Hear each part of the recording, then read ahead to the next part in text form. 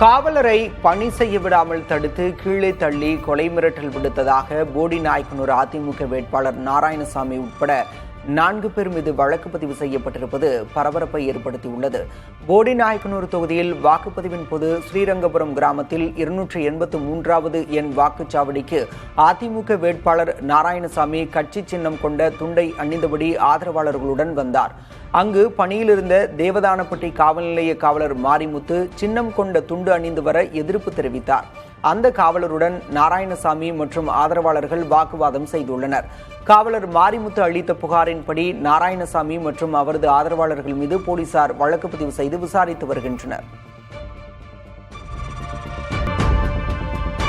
சென்னைக்கு குடிநீர் வழங்கும் முக்கிய ஆதாரமான புழல் ஏரி நீர்மட்டம் கோடை வெயிலின் தாக்கம் மற்றும் நீர்வரத்து இல்லாததால் படிப்படியாக சரிந்து வருகிறது.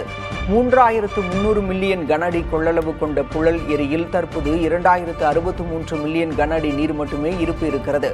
ஏரிக்கு நீர்வரத்து முற்றிலுமாக நின்ற நிலையில் சென்னை குடிநீருக்காக தொடர்ந்து 180 கன அடி நீர் திறக்கப்படுவதால் ஏரியின் நீர் இருப்பு குறைந்து வருகிறது.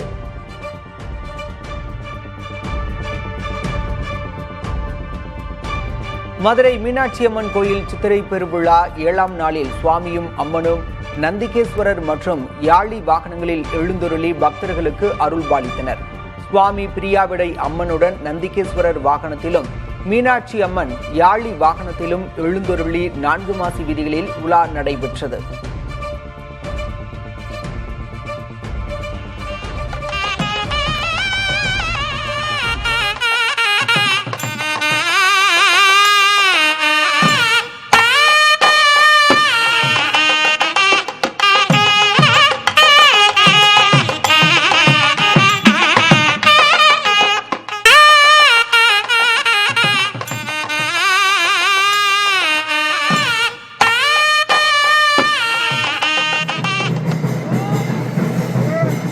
திருவண்ணாமலை அருள்மிகு அருணாச்சலேஸ்வரர் கோயிலில் சித்திரை வசந்த உற்சவத்தின் 5ஆம் நாள் விழா வெகு விமரிசையாக நடைபெற்றது.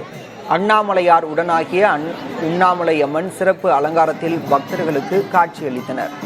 3ஆம் பிரகாரத்தில் உள்ள 4 கால் பன்னீர் மண்டபத்தில் அண்ணாமலையார் உண்ணாமலை அம்மனுக்கு பொம்மை பூ கொட்டும் நிகழ்வு நடைபெற்றது. வெற்றிவேர் பல்லக்கில் எழுந்தருளிய சுவாமி அம்மன் மகிழ மரத்தை சுற்றி பக்தர்களுக்கு அருள் வழங்கினர்.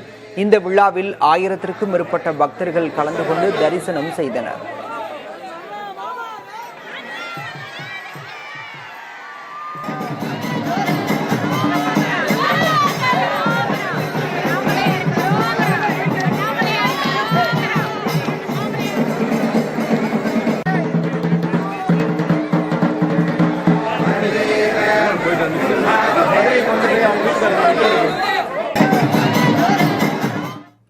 திருவள்ளூர் மாவட்டம் திருத்தணி முருகன் கோயிலில் சித்திரை மாத பிரம்மோற்சவ பெருவிழா 5ஆம் நாள் இரவு சுவாமி வீதி உலா நடைபெற்றது.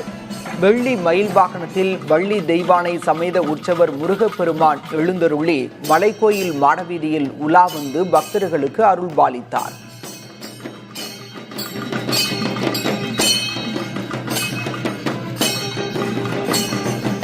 சுவாமி வீதி உலாவின் போது பக்தர்களின் காவடி ஆட்டம் உள்ளிட்டவை நடைபெற்றது.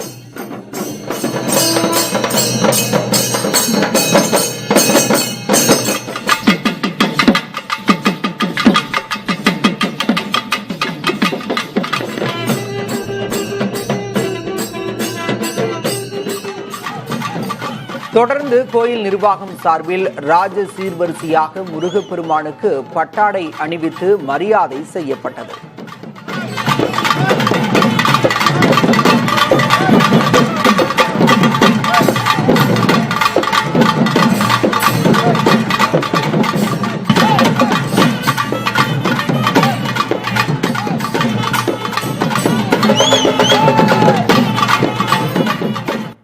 ஈரோடு பெருந்துறை அருகே உள்ள பழைய இரும்பு குடோனில் ஏற்பட்ட தீ விபத்தால் பல அடி உயரத்திற்கு கரும்புகை எழுந்து பரபரப்பு ஏற்பட்டது.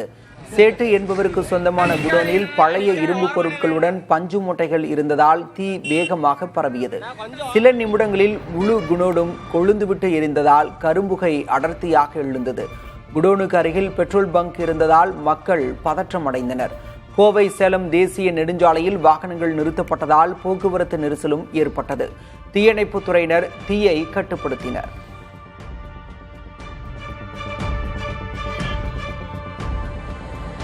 கோவை போத்தனூர் செட்டிப்பாளையம் சாலையில் உள்ள பழைய பிளாஸ்டிக் குடோனில் திடீரென தீ விபத்து ஏற்பட்டது. பிளாஸ்டிக் கழிவுகள் அதிகமாக இருந்ததால் தீ வேகமாக பரவி கரும்புகை சூழ்ந்ததால் பரபரப்பு ஏற்பட்டது. தகவல் அறிந்து வந்த தீயணைப்புத் துறையினர் தீயை கட்டுப்படுத்தும் பணியில் ஈடுபட்டு சுமார் 1 மணி நேர போராட்டத்திற்கு பிறகு தீ முழுமையாக கட்டுப்படுத்தப்பட்டது. இந்த விபத்தில் உயிர் சேதம் எதுவும் ஏற்படவில்லை என தெரிவிக்கப்பட்டது.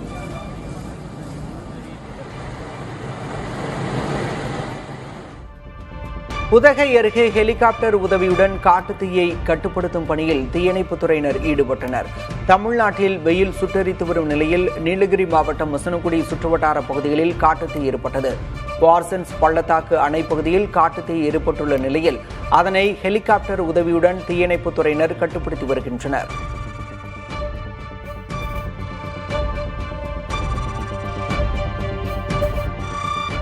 காரைக்குடி மற்றும் அதன் சுற்றுப்புற பகுதிகளில் எல்பிஜி சிலிண்டர் தட்டுப்பாடு ஏற்பட்டதால் பொதுமக்கள் மற்றும் வியாபாரிகள் பாதிக்கப்பட்டுள்ளனர். இந்த நிலைமையால் அப்பகுதியில் வாழ்வாதார சிக்கல்கள் அதிகரித்துள்ளதாக தெரிவிக்கப்பட்டுள்ளது.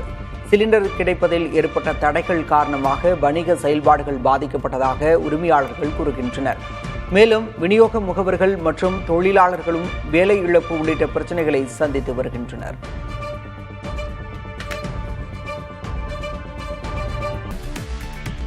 உச்சநீதிமன்றத்தில் நடைபெற்ற விசாரணையில் முஸ்லிம் பெண்கள் மசூதிகளில் தொழுகைக்காக நுழைவதற்கு தடையில்லை என்று அகில இந்திய முஸ்லிம் தனிநபர் சட்ட வாரியம் தெரிவித்தது.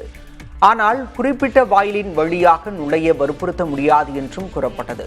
பெண்கள் மசூதிகளில் நுழைய அனுமதி உள்ளதாகவும் ஆனால் நடைமுறைகளை மாற்றக்கோர முடியாது என்றும் மூத்த வழக்கறிஞர் MR ஷம்ஷாத் விளக்கினார். பெண்களுக்கு கூட்டுத் தொழுகை கட்டாயம் அல்ல என்றும் தெரிவிக்கப்பட்டது.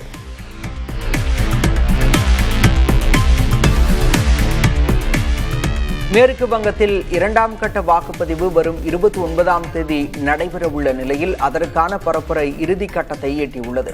முதல்வர் மமதா பானர்ஜி, மத்திய அமைச்சர் தர்மேந்திர பிரதான் உள்ளிட்டோர் பரப்புரையில் ஈடுபட்டனர்.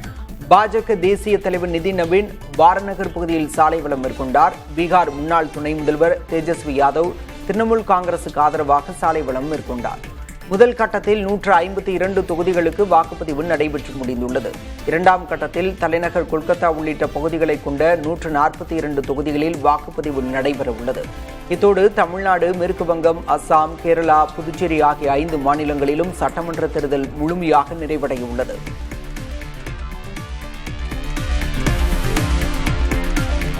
RSS அமைப்பை தேசிய சரணாகதி சங்கம் என ராகுல் காந்தி சாடியுள்ளார். அவர் வெளியிட்டுள்ள எக்ஸ் தள பதிவில் நாக்பூரில் போலி தேசபக்தியை RSS அமைப்பினர் வெளிப்படுத்துவதாக கூறியுள்ளார். அதே நேரத்தில் அமெரிக்காவில் முழுமையான அடிமைத்தனம் எனும் உண்மை முகத்தை அந்த அமைப்பின் நிர்வாகிகளில் ஒருவரான ராம் மாதவ் வெளிப்படுத்தியுள்ளதாக தெரிவித்துள்ளார். வாஷிங்டன் டிசியில் உள்ள ஹட்சன் இன்ஸ்டிடியூட் நடத்திய கருத்தரங்கில் ராம் மாதவ் பேசுகையில் ஈரான் மற்றும் ரஷ்யாவிடமிருந்து எண்ணெய் வாங்குவதை நிறுத்த இந்தியா ஒப்புக்கொண்டதாக கூறியிருந்தார். இது சர்ச்சையை ஏற்படுத்திய நிலையில் 50% வரி விதிப்பை இந்தியா கடுமையாக எதிர்த்தது என்று விளக்கமளித்தார்.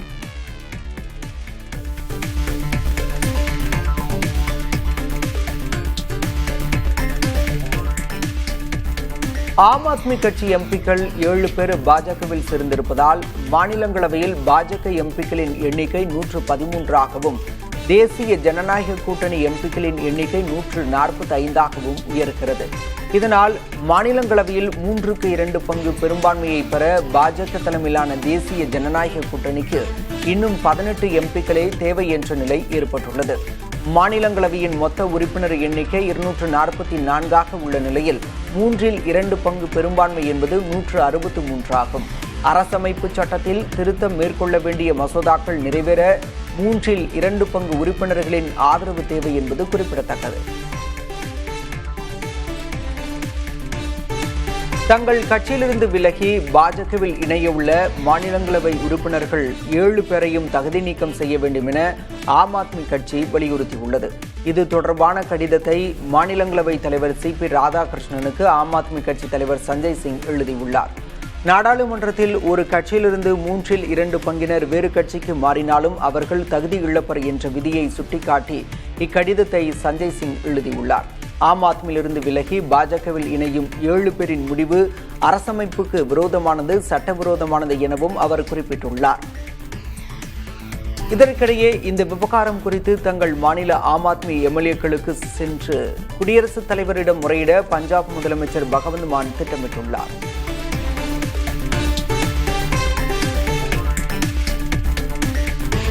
டெல்லி முன்னாள் முதல்வர் அரவிந்த் கெஜ்ரிவாலின் புதிய இல்லம் ஆடம்பரமாக அமைக்கப்பட்டுள்ளதாக பாஜக குற்றம் சாட்டிய நிலையில் அதனை ஆம் ஆத்மி கட்சியினர் திட்டவட்டமாக மறுத்துள்ளனர். ஆம் ஆத்மியிலிருந்து விலகி பாஜகவில் இணைந்த எம்பி ராகவ் சதா அரவிந்த் கெஜ்ரிவாலை கடுமையாக விமர்சிக்க தொடங்கியிருக்கிறார். குறிப்பாக டெல்லி லோதி எஸ்டேட்டில் உள்ள கெஜ்ரிவாலின் புதிய இல்லம் மிகவும் ஆடம்பரமாக புதுப்பிக்கப்பட்டுள்ளதாக கூறினார். இது தொடர்பாக படங்களும் வெளியிடப்பட்டன. ஆனால் இதனை திட்டவட்டமாக மறுத்துள்ள டெல்லி முன்னாள் முதல்வர் அதிஷி, பாஜக வெளியிட்ட புகைப்படங்கள் அனைத்தும் போலி என்றும் அவை இணையதளங்களிலிருந்து பதிவிறக்கம் செய்யப்பட்டவை என்றும் விளக்கம் அளித்துள்ளார்.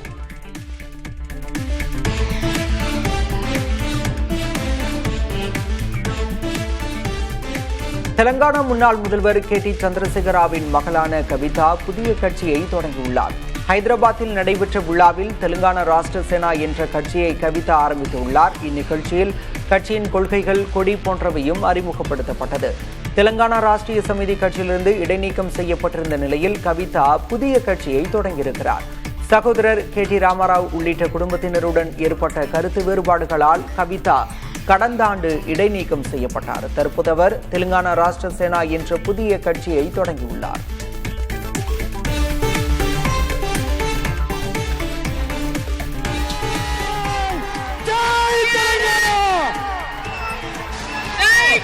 जय तेलंगाना, जय तेलंगाना, जय तेलंगाना, तेलंगाना राष्ट्र सेना, जय तेलंगाना राष्ट्र सेना, जय तेलंगाना राष्ट्र सेना, जय तेलंगाना राष्ट्र सेना, TRS, जय तेलंगाना. சந்திரசேகர் ராவின் மகள் கவிதா புதிய கட்சி தொடங்கியதால் தெலங்கானா மாநில அரசியல் மேலும் போட்டி நிறைந்ததாக மாறியுள்ளது. அங்கு ஏற்கனவே காங்கிரஸ், பாஜக, பாரத் ராஷ்டிரிய சமிதி கட்சிகள் மும்முனை போட்டியில் உள்ள நிலையில் தற்போது கவிதாவின் தெலங்கானா ராஷ்டிரிய சேனா கட்சியும் சேர்ந்து கொண்டுள்ளது.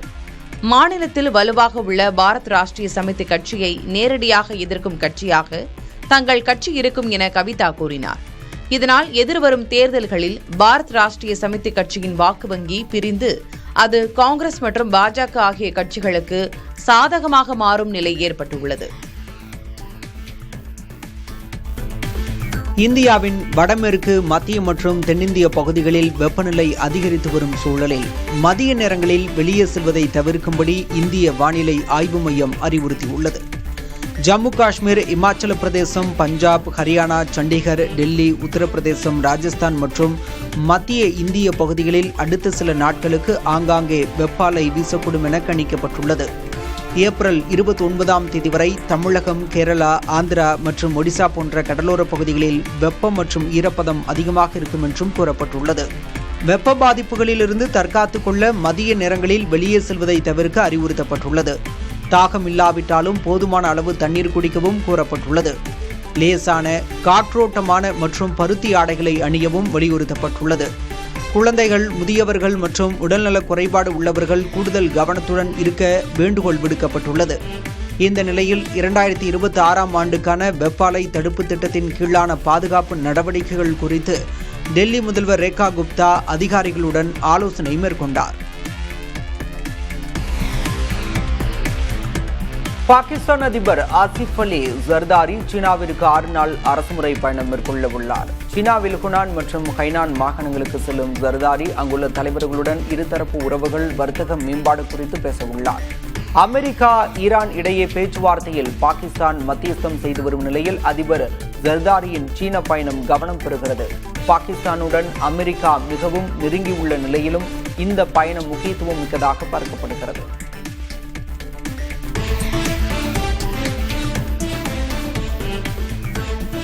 இலங்கையில் உலர் பழங்கள் பாக்கெட்டிற்குள் 2.50 கோடி ரூபாய் மதிப்பிலான குஷ் ரக போதைப் பொருட்களை மறைத்து கடத்தி வந்த புகைப்பட கலைஞர் கைது செய்யப்பட்டுள்ளார்.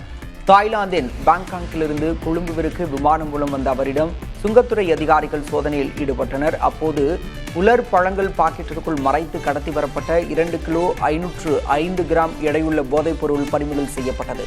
கடத்தல் குறித்து அதிகாரிகள் தொடர்ந்து விசாரணை மேற்கொண்டுள்ளனர்.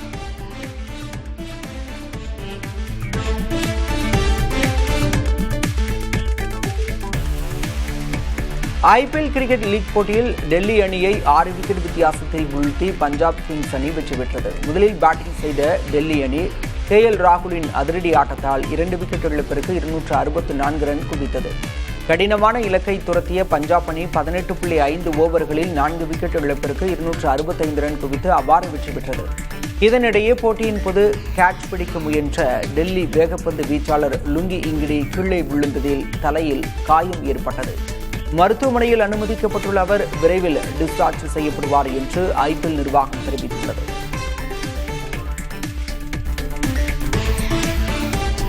IPL 36வது லீக் போட்டியில் ராஜஸ்தான் ராயல்ஸ் அணியை 5 விக்கெட் வித்தியாசத்தில் வீழ்த்தி சன்ரைசர்ஸ் ஹைதராபாத் அணி வெற்றி பெற்றது. ஜெய்ப்பூரில் நடைபெற்ற போட்டியில் முதலில் பேட்டிங் செய்த ராஜஸ்தான் அணி வைபவ் சூரியவன்சியின் அதிரடி சதத்தால் 228 ரன் குவித்தது. சவாலான இலக்கை துரத்திய ஹைதராபாத் அணி இஷான் கிஷன் மற்றும் அபிஷேக் சர்மாவின் அதிரடி ஆட்டத்தால் 19வது ஓவரிலேயே இலக்கை எட்டி அபார வெற்றி பெற்றது. இந்த வெற்றியின் மூலம் ஹைதராபாத் அணி புள்ளிகள் பட்டியலில் முன்னேற்றம் பெற்றுள்ளது.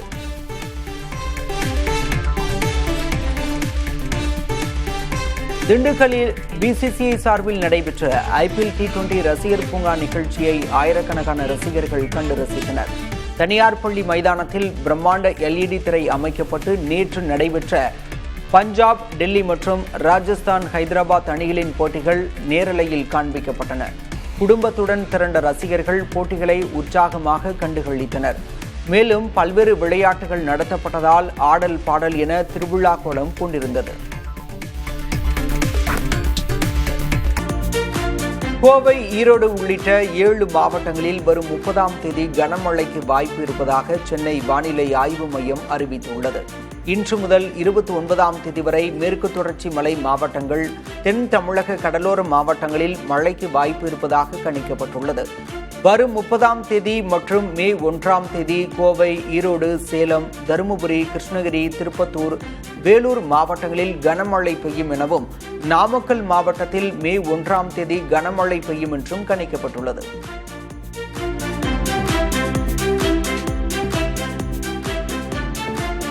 மயோனைஸ் பிரியர்களுக்கு அதிர்ச்சி அளிக்கும் செய்தியை தமிழக அரசு வெளியிட்டுள்ளது. தீங்கு விளைவிக்கும் பாக்டீரியாக்களால் மாசுபடுவதால் மயோனைஸ் உணவுப் பொருட்களுக்கு கடந்த ஆண்டு தடை விதிக்கப்பட்டது.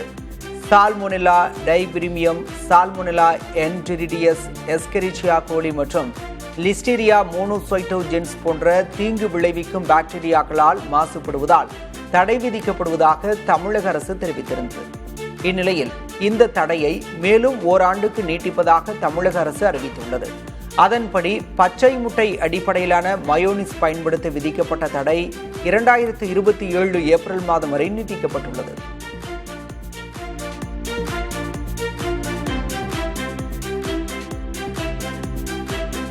திருவள்ளூர் மாவட்டத்தில் 2 வாக்கு எண்ணும் மையங்களில் 387 CCTV கேமராக்கள் பொருத்தப்பட்டுள்ளதாக ஆட்சியர் பிரதாப் தெரிவித்துள்ளார். திருவள்ளூர் மாவட்டம் கும்மிடிப்பூண்டி, பொன்னேரி, திருத்தணி, திருவள்ளூர் ஆகிய 4 தொகுதிகளில் இருந்து கொண்டு வரப்பட்ட மின்னணு வாக்குப்பதிவு இயந்திரங்கள் செவ்வாப்பேட்டை அரசு தொழில்நுட்ப கல்லூரி வாக்கு எண்ணும் மையத்தில் வைக்கப்பட்டுள்ளன. ஆவடி, பூந்தமல்லி, மதுரவாயில், அம்பத்தூர், மாதவரம், திருவொற்றியூர் ஆகிய 6 தொகுதிகளில் இருந்து வந்த மின்னணு வாக்குப்பதிவு இயந்திரங்கள் பெருமாள்பட்டு தனியார் பொறியியல் கல்லூரியில் வைக்கப்பட்டுள்ளன.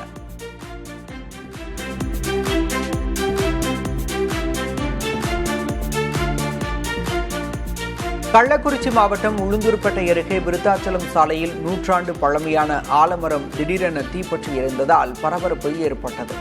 புகை அதிகமாக பரவியதால் வாகன ஓட்டிகள் சிரமம் அடைந்தனர். தகவல் அறிந்து வந்த தீயணைப்புத் துறையினர் சுமார் 1 மணி நேரத்திற்கு மேலாக போராடி தீயை கட்டுப்படுத்தினர். இந்த சம்பவம் குறித்து போலீசார் விசாரணை மேற்கொண்டுள்ளனர். தேனி மாவட்டம் கம்பம் அருகே பட்டாசு வெடி விபத்தில் உயிரிழந்த இருவரது உடல்கள் உடற்கூறாய்வுக்கு பிறகு உறவினர்களிடம் ஒப்படைக்கப்பட்டது. மருந்து வைப்பறையில் ஏற்பட்ட வெடி விபத்தில் பணியாளர்களான சூர்யா மற்றும் தினேஷ் ஆகிய இருவரும் உடல் சிதறி பரிதாபமாக உயிரிழந்தனர். தேனி அரசு மருத்துவக் கல்லூரி மருத்துவமனையில் உடற்கூறாய்வு முடிவடைந்த நிலையில் இருவரது உடல்களும் உறவினர்களிடம் ஒப்படைக்கப்பட்டன. வெடி மருந்திலிருந்து வாயு கசிந்ததே விபத்துக்கு காரணம் என முதற்கட்ட விசாரணையில் தெரியவந்துள்ளது.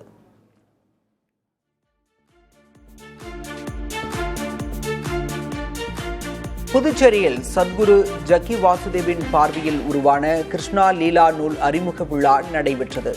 ஈஷா யோகா மையத்தில் சத்குரு ஆற்றிய உரைகளின் தொகுப்பான இந்த நூலை கவிஞர் இசைக்கவி ரமணன் மற்றும் பேச்சாளர் இந்திரா விஜயலட்சுமி ஆகியோர் வெளியிட்டனர். பின்னர் செய்தியாளர்களை சந்தித்த இசைக்கவி ரமணன், இளைஞர்கள் புத்தக வாசிப்பின் சுகத்தை உணர வேண்டும் என்றும் கிருஷ்ணரின் அறிவுரைகள் அனைத்து தரப்பு மக்களுக்கும் பொருத்தமாக இருக்கும் எனவும் தெரிவித்தார்.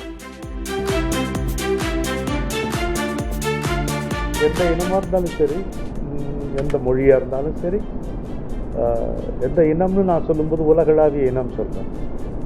கிருஷ்ணருடைய அறிவுரைகள் பொருத்தமாகவும் இருக்கும், தேவையாகவும் இருக்கும். அது மட்டும் இல்லை, நம்ம பழகக்கூடிய விதத்துலையும் இருக்கும். யாருக்கும் பொறுமை இல்லை, நேரமும் ஒரு தொல்லையாக தான் இருக்குது.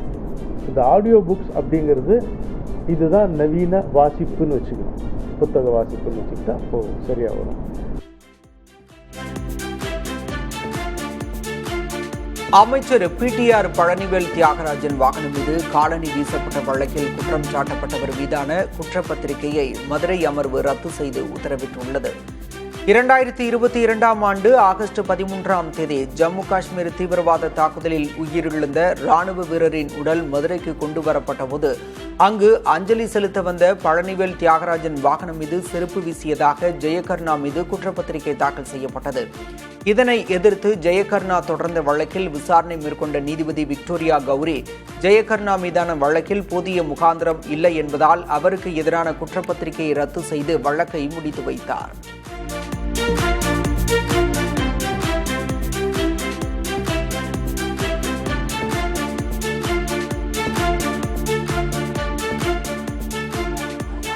விழுப்புரம் மாவட்டம் கோட்டக்குப்பம் அருகே கிழக்கு கடற்கரை சாலையில் போதையில் கார் ஓட்டிய இளைஞர் பலர் மீது மோதியதில் 5 பேர் படுகாயமடைந்தனர். வில்வநத்தம் பகுதியைச் சேர்ந்த முருகன் மீது முதலில் மோதிய கார் பின்னர் மணிகண்டன், பிரபு உள்ளிட்டவர்கள் மீது மோதியது. கோட்டக்குப்பம் சோதனை சாவடியில் போலீசார் தடுக்க முயன்ற போதும் தடுப்புகளை உடைத்து சென்ற கார் மேலும் 2 பேரை மோதியது. மரக்காணம் அருகே பொதுமக்கள் காரை மடக்கி பிடித்தனர். காரில் இருந்த முகிலன், திவாகர், ஸ்ரீநிதி, அதிமேகா ஆகியோர் கடும் போதையில் இருந்ததாக கூறப்படுகிறது. இந்த விபத்தில் 10க்கும் மேற்பட்ட வாகனங்கள் சேதமடைந்தன.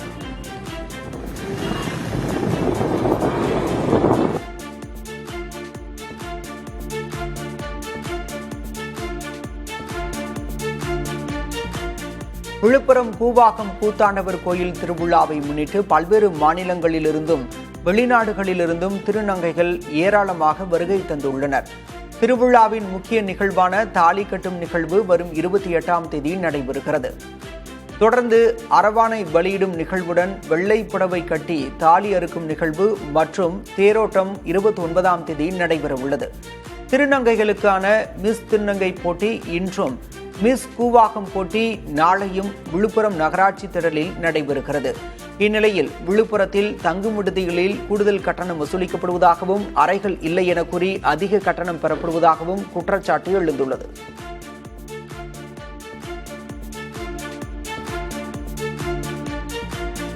ஆட்சி முடியும் விரக்தியின் விளிம்பில் திமுகவினர் அதிமுகவினர் மீது தாக்குதல் நடத்துவதாக அக்கட்சியின் பொதுச் செயலர் எடப்பாடி கே பழனிசாமி குற்றம் சாட்டியுள்ளார். பொள்ளாச்சி திமுக ஒன்றிய செயலர் கதிர்வேல் அதிமுக தொண்டர் மாரிமுத்து மீது காரால் மோதி தாக்குதல் நடத்தியதாகவும், அதேபோல கிருஷ்ணகிரி அதிமுக வாக்குச்சாவடி முகவர் இதயாத்தை திமுகவினர் தாக்கியதாகவும் குறிப்பிட்டுள்ளார். தாக்குதலில் ஈடுபட்ட திமுகவினர் மீது டிஜிபி கடும் நடவடிக்கை எடுக்க வேண்டும் என்றும் கே பழனிசாமி வலியுறுத்தியுள்ளார்.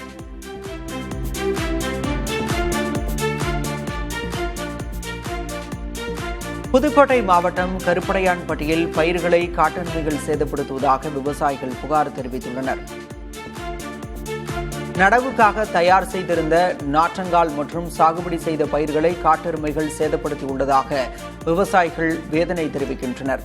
பாதிக்கப்பட்ட பயிர்களுக்கு இழப்பீடு வழங்க வேண்டும் என வலியுறுத்தியுள்ள விவசாயிகள் காட்டெருமைகளை வனப்பகுதிக்குள் அனுப்ப அரசு நடவடிக்கை எடுக்க வேண்டும் எனவும் கோரிக்கை விடுத்துள்ளனர்.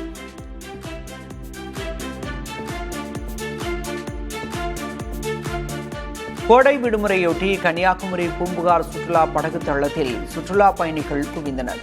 படகில் பயணித்து கடல் நடுவே அமைந்துள்ள விவேகானந்தர் மண்டபம், திருவள்ளுவர் சிலை, அதனிடையே அமைக்கப்பட்டுள்ள கண்ணாடி நடைபாலத்தை நேரில் கண்டு ரசித்தனர்.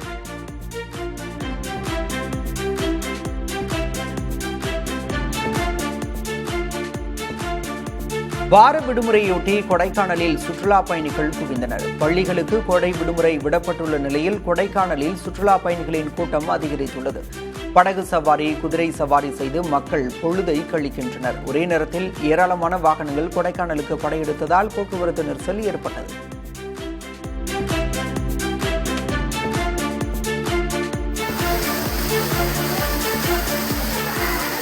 கோடை வெப்பத்தை தணிக்க திருநெல்வேலி மாவட்டம் பாபநாசம் அகஸ்தியர் அருவியில் ஏராளமானோர் குவிந்தனர்.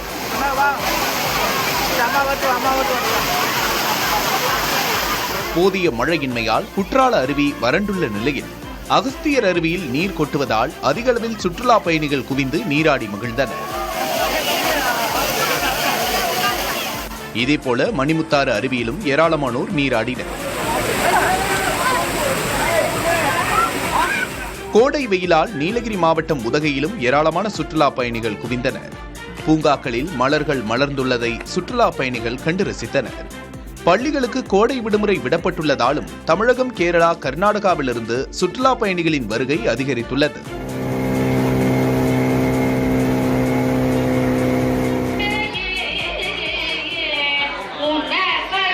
திருச்சி மலைக்கோட்டை தாயுமான சுவாமி கோயிலில் கர்ப்பிணிக்கு அவரது தாய் வடிவில் இறைவன் வந்து பிரசவம் பார்த்ததாக நம்பப்படும் வைபவம் நடைபெற்றது. சித்திரை பெருவிழாவின் 5ஆம் நாளில் நடைபெற்ற இந்த வைபவத்தில் ஏராளமான பக்தர்கள் பங்கேற்றனர். குழந்தை பேறு மற்றும் சுகப்பிரசவம் நடக்க வேண்டுவோர் சுவாமிக்கு பால் அபிஷேகம் செய்தும் வாழைத்தார் வழங்கியும் வழிபட்டனர். அறநிலையத்துறை சார்பில் சிறப்பான ஏற்பாடுகள் செய்யப்பட்டிருந்தன.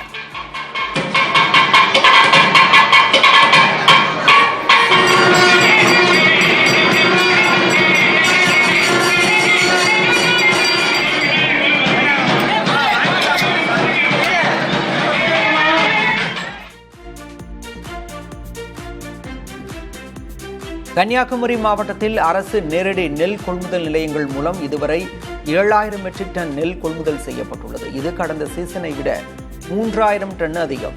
மாவட்டத்தில் உள்ள 10 நிலையங்களில் சன்ன ரகம் குவிண்டாலுக்கு 2525 ரூபாய் மற்றும் பொது ரகம் 2500 ரூபாய் என்ற விலையில் கொள்முதல் செய்யப்பட்டு விவசாயிகளின் வங்கிக் கணக்கில் நேரடியாக பணம் செலுத்தப்படுகிறது. 17% ஈரப்பதம் வரை உள்ள நெல் கொள்முதல் செய்யப்படுவதால் விவசாயிகள் மகிழ்ச்சி அடைந்துள்ளனர்.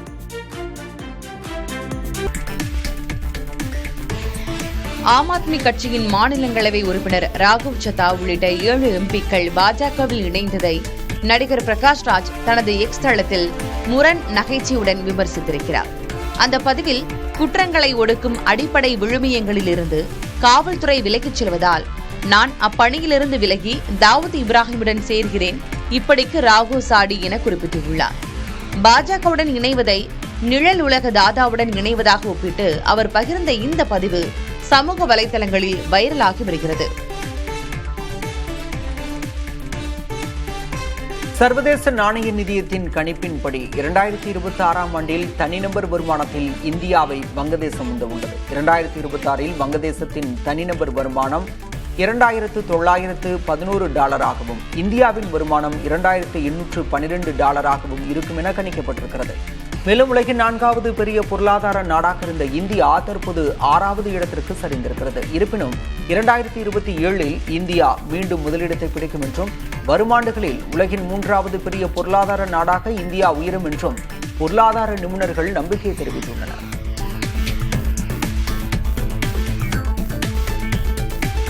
அரசின் நெடுஞ்சாலை திட்டத்திற்கு இடத்தை தராமல் நாள்தோறும் லட்சக்கணக்கான வாகனங்கள் பரபரக்கும் சாலையின் நடுவே சீன மாடல் நெயில் ஹவுஸ் உத்தரப்பிரதேசத்தில் அமைந்துள்ளது. 13,000 கோடி ரூபாய் செலவில் 213 கிலோமீட்டர் நீளத்திற்கு டெல்லி டேராடூன் விரைவு சாலை அமைக்கப்பட்டது.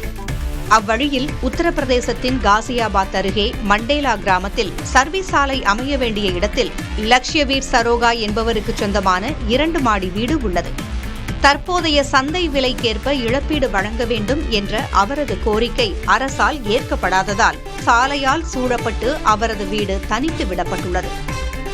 வீட்டின் உரிமையாளர் நொய்டாவில் வசிக்க, இப்போது அங்கு வசிக்கும் பாதுகாவலர் வாகனங்களின் இரைச்சல் தாங்க முடியவில்லை என்கிறார். இப்படி தனித்திருக்கும் வீடு நெயில் ஹவுஸ் எனப்படுகிறது.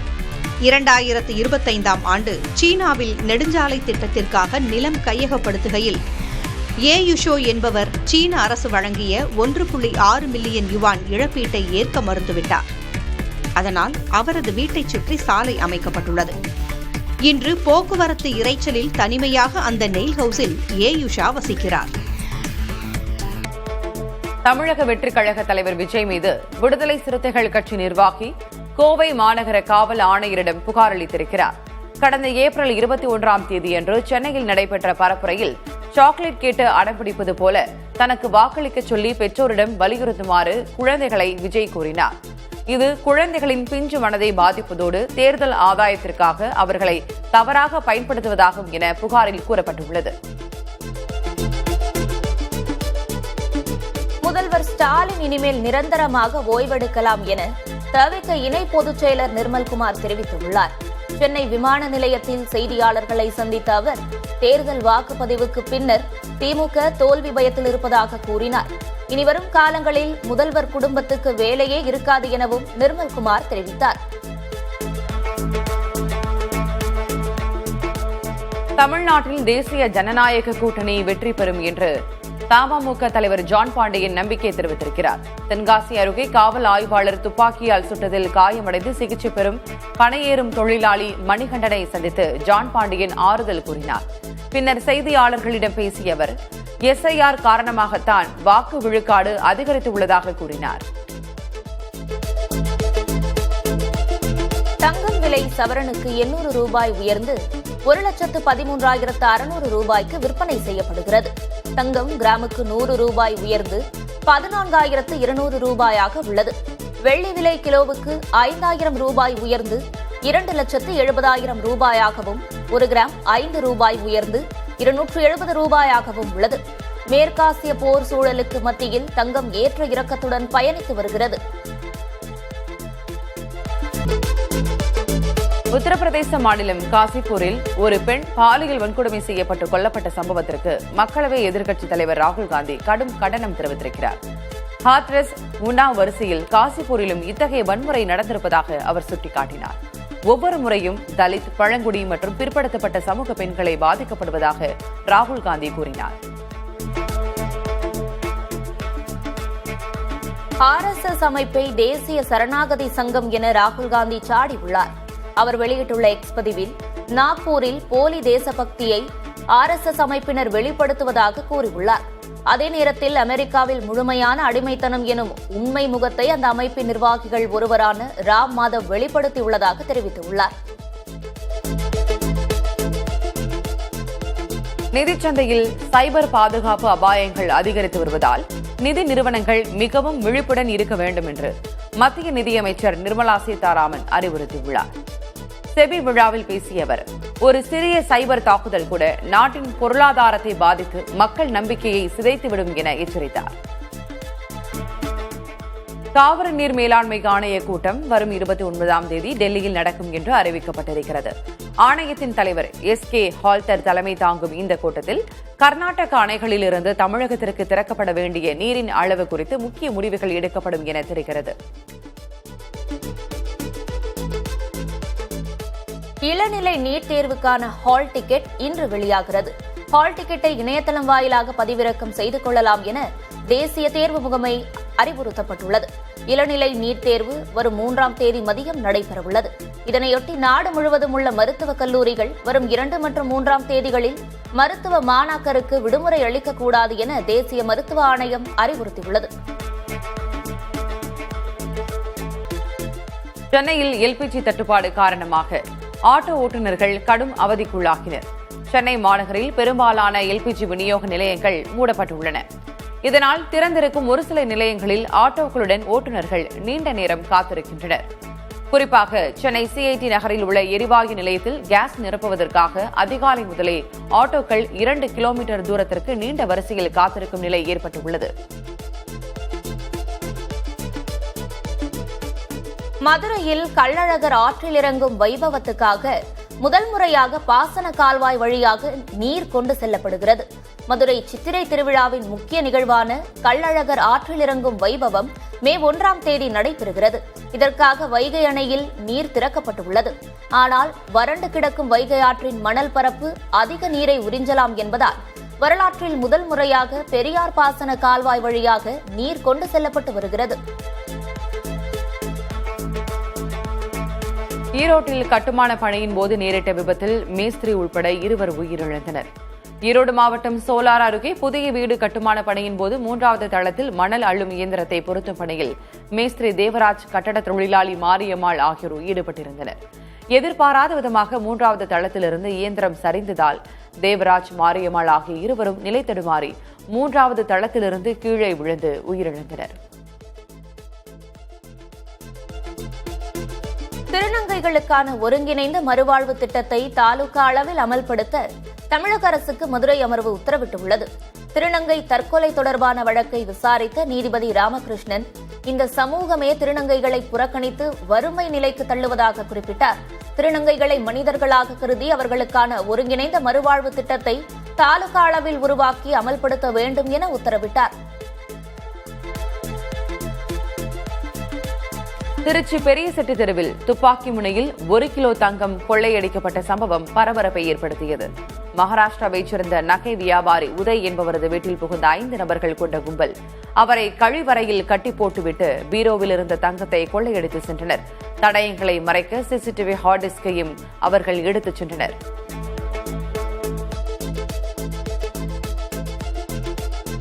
கோடை வெயிலால் நீலகிரி மாவட்டம் உதகையிலும் ஏராளமான சுற்றுலா பயணிகள் குவிந்தனர். பூங்காக்களில் மலர்கள் மலர்ந்து உள்ளதை சுற்றுலா பயணிகள் கண்டு ரசித்தனர்.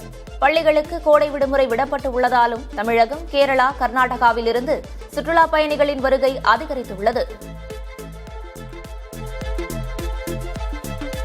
வார விடுமுறையொட்டி கொடைக்கானலில் சுற்றுலா பயணிகள் குவிந்தனர். பள்ளிகளுக்கு கோடை விடுமுறை விடப்பட்டிருக்கும் நிலையில் கொடைக்கானலில் சுற்றுலா பயணிகளின் கூட்டம் அதிகரித்துள்ளது. படகு சவாரி, குதிரை சவாரி செய்து மக்கள் பொழுதை கழித்தனர். ஒரே நேரத்தில் ஏராளமான வாகனங்கள் கொடைக்கானலுக்கு படையெடுத்ததால் போக்குவரத்து நெரிசல் காணப்பட்டது.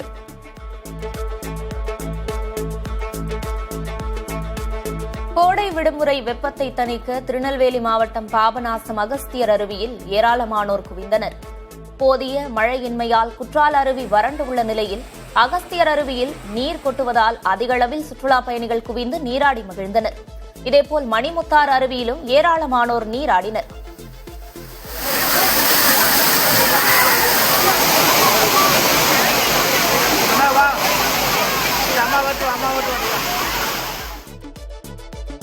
கோடை விடுமுறையொட்டி கன்னியாகுமரி பூம்புகார் சுற்றுலா படகு தளத்தில் சுற்றுலா பயணிகள் குவிந்தனர்.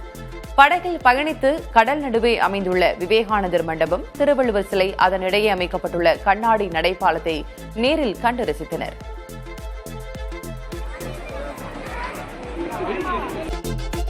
மகேந்திர சிங் தோனி காயத்திலிருந்து மீண்டு வருவதாகவும் விரைவில் களத்துக்கு திரும்புவார் என்றும் சிஎஸ்கே பயிற்சியாளர் ஸ்டீபன் பிளமிங் கூறினார். சென்னை சேப்பாக்கம் மைதானத்தில் சிஎஸ்கே அணி குஜராத் அணியை எதிர்கொள்ள இருக்கும் நிலையில் செய்தியாளர்களை சந்தித்த பிளமிங், ருத்துராஜ் மீது விமர்சனங்கள் எழுந்தாலும் அணிக்குள் அவருக்கு ஆதரவு உள்ளது, விரைவில் அவர் ரன்களை குவிப்பார் என்று கூறினார்.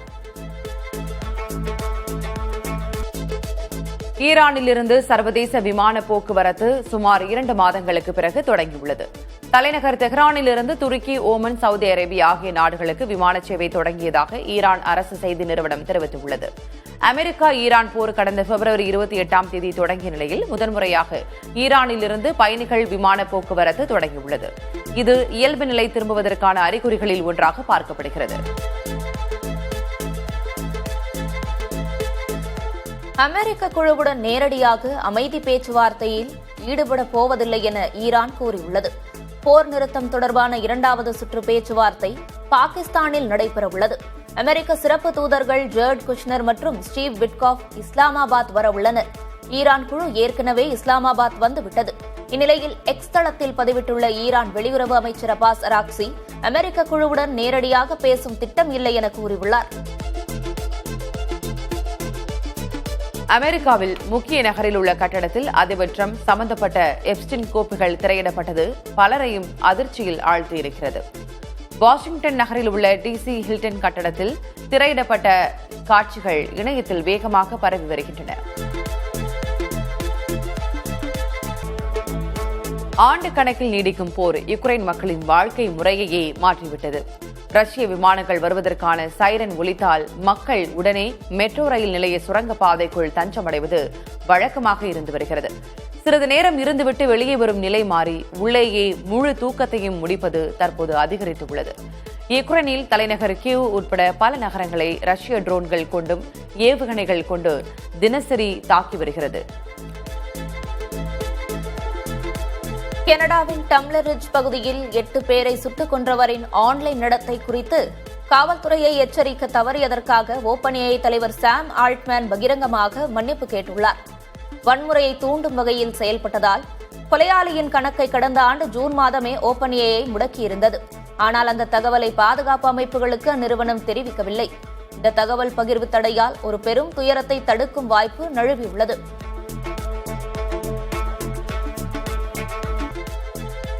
போர் தளவாடங்களை ஏற்றுமதி செய்யும் ஜப்பான் அரசின் முடிவுக்கு அந்நாட்டில் எதிர்ப்பு வலுத்துள்ளது.